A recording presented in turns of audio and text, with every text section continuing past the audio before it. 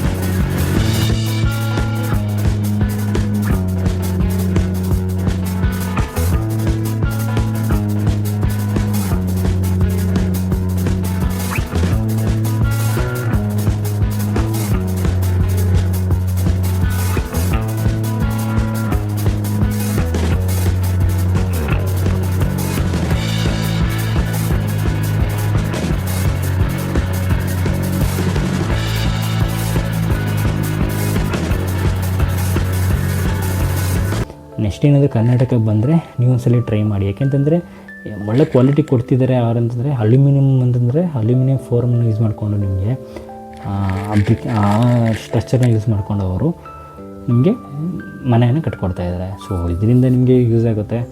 ಈಗ ದೊಡ್ಡ ಮನೆ ಎಲ್ಲ ಕಟ್ಸಿದ್ದಾರೆ ಅಂತಂದರೆ ನೀವು ಅದಕ್ಕೆ ಹೋಗ್ಬೋದು. ಬಟ್ ನಿಮಗೆ 400-600 ಸ್ಕ್ವೇರ್ ಫೀಟಲ್ಲಿ ಆಗಿದೆ.